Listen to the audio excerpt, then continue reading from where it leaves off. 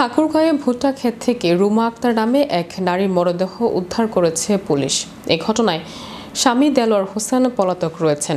আজ দুপুরে ঠাকুরগাঁও সদর উপজেলার আউলিয়াপুর ইউনিয়নের ভাতগাঁও এলাকায় এই ঘটনা ঘটে। নিহত রুমা আক্তার 2 সন্তানের জননী। পরিবারের সূত্রে জানা যায়, বিয়ের প্রায় 14 বছর ধরে রুমা বিভিন্নভাবে স্বামীর কাছ থেকে নির্যাতনের শিকার। অন্য একটা মেয়ের সাথে অবৈধ সম্পর্ক ছিল দেলোয়ারের। জানতে পেরে প্রতিবাদ করায় পাশবিক নির্যাতন করে রুমাকে হত্যা করে ভুট্টা খেতে ফেলে দিয়ে পালিয়েছে এমন অভিযোগ করেন তারা।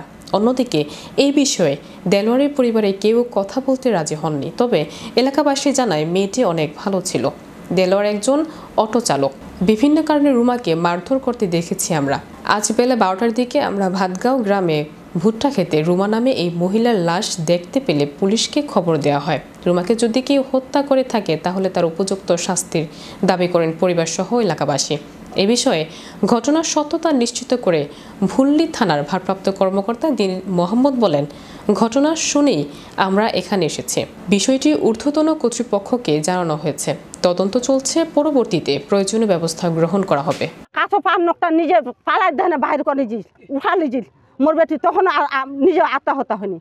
একবার এই হাতটা ভাঙে না, এই পর্যন্ত আনে দিলে একদম ঝুলা দিলে, হাতের কিছু ছিলেনি পরিবর্তন। 3-4 দিনটা ঝগড়া, মেয়েরা বাজার ঘাট দেয় না, মানুষের বাড়ি কাজ করে খা। 12টা কিংবা 12:30 এর ভিতরেই আমরা সবাই জানতে পারি যে এই পাশে এই দেলোয়ার নামে ওর ওয়াইফ মৃত অবস্থায় ভুট্টা ক্ষেতের ভিতরে পড়ে আছে।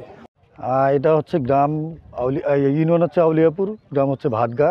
আমি শহরে ছিলাম, শহর থেকে আসে দেখি যে লাশ পড়ে আছে, মুখ ঢাকা ছিল, পরে থাকতে দিয়েছে, কাপড় দিয়ে ঢাকা ছিল, এটুকুই।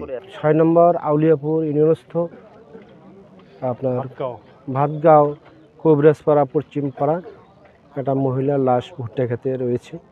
এখানে এসে জানতে পারলাম মহিলার একটা ক্লাস 7-এ পড়ুয়া মেয়ে আছে, ক্লাস 6 বা 7-এ পড়ে। সে বললো যে গত রাত্রে মা মেয়েটি একসাথে শুয়েছিল, সকালবেলা লাশ পাইনি। আমরা এখানে আসছি, লাশ পাওয়ার সাথে সাথে শনাক্ত করছি, মৃতার আপনজন এসে।